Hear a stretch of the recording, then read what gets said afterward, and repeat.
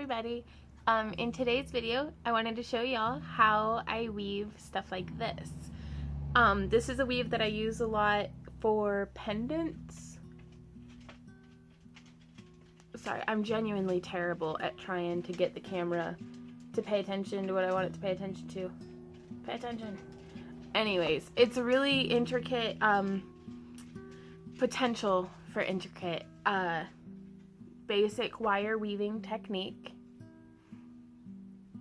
that I think is very beautiful, it's very versatile, and it's very durable. So let's get started. So for this weave, I'm using two little pieces of 18 gauge wire and 26 gauge wire. All the wire that I use is enameled copper core, available from www.parawire.com. Right there is the address. This is the 18 gauge, and this is what the 26 gauge looks like. Now I'm functioning off the spool with the 26 gauge, which just means I'm not cutting off any particular length. And to start this weave, I'm going to do just a couple rotations to ground my wire. Let's call it 5. And I'm going to tuck my tail away and down. That way it stays out of the way.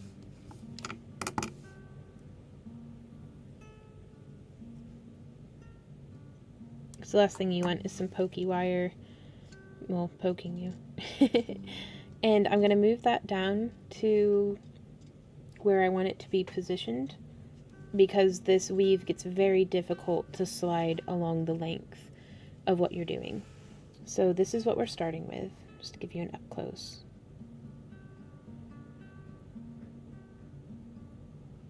Now, please pardon my dirty fingernails. I was messing about out in the garden today before coming in and shooting some video, and I washed my hands up the best I could, but obviously it's going to take a nice long bubble bath to get me squeaky clean again. So, we've got our coiled bit on the first wire, and I'm going to just add in the second wire right on top. And in a previous tutorial, I had shown that you just wrap across like this. If the camera will focus for me, there we are. On this one, I'm actually going to be bringing the wire behind, like that. And I'm going to wrap twice. There's once. Sorry, I didn't mean to go off camera there. And then again, there's twice. And I'm going to smush that down in my fingernails. And this one, if you can visualize, you're actually making little figure 8s around the wire.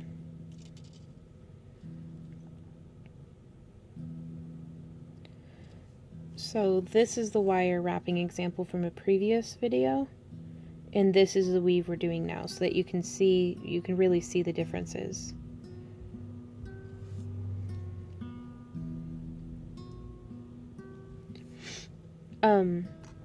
And you can just repeat that the whole length of your project.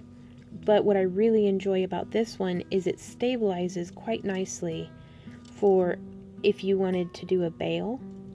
You can actually open your wires up away from each other and continue doing that 2 wraps. And then come in from behind, 2 wraps. Coming in from behind, 2 wraps. And so you can see how that's really starting to, I'm going to do a couple more just to demonstrate a little further how well it's capturing the distance between the 2 wires and kind of holding them there. See how that's kind of opening up? And now we have the option as well that if you wanted to put a curve into the wire, I'm going to keep doing 2 rotations on the inside, but I'm going to bump it up to 3 on this far side. So there's 3 rotations, and then there's 1, 2, then I'm going to go 1, 2, 3. No, I mean, the difference is minute. It's literally, I mean, not even quite a millimeter thick. But this side will be advancing in its wrapping faster than this side will, so it will help to kind of curve around this top piece. Excuse me. So there's 2. And then maintaining still that same figure 8 wrapping.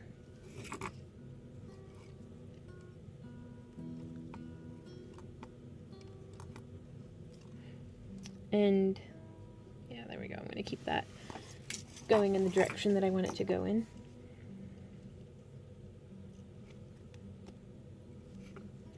And again, with most of wire wrapping, repetition is key. And you can also use your artistic discretion at this point. If you want this side to be advancing faster, you can go ahead and throw in a 4th wrap. But I don't recommend doing less than 2 because it's doing the 2 wraps stabilizes it, if that makes sense. If I were to just do 1 wrap, like I'll demonstrate on the next one so you can see how it kind of can slip around on you. So there I've done my 3, so if I just did 1 wrap and then came up, see how it's just not wanting to stay put down there at the base? And it doesn't give it as clean of a, as clean and snug and tidy of a wrapping.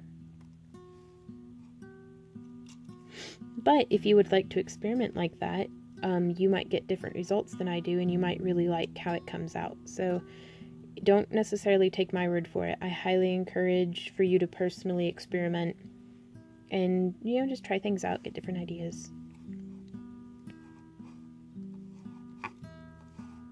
I'm going to go ahead and start doing it at 4 rotations. That way it'll start to expand a little faster on this farther wrap. 3, 4. But yeah, so that's giving you a pretty nice idea, I think, of how it can expand. I'm going to go ahead and snip my wires so the spool stops making all those noises. And I'm sure there's a lot of different ways that you could incorporate beads or different wire colors or just, you know, whatever makes you happy.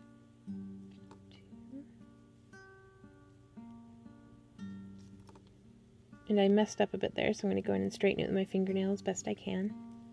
1, 2, 3, 4.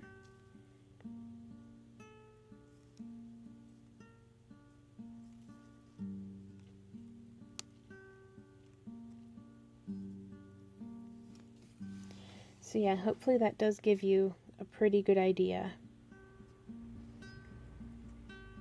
of how it wraps out. Check that out from the side too. This could give you a really cool option for if you wanted to set a bezel, like make a bezel for a cabochon. You can kind of use your fingernail to push that in a bit, and you could house a cabochon there. Or like nestle some beads in it, or I mean, that's, again, your creativity is the only limit, and my goal for these introduction, like beginner weaving tutorials, is to give you a solid foundation and expand your skill set for you to implement into your own jewelry designs. Oh, that's just, this is probably one of my favorite weaves. I love, love, love the way that it looks. It also gives you little spaces that you can thread through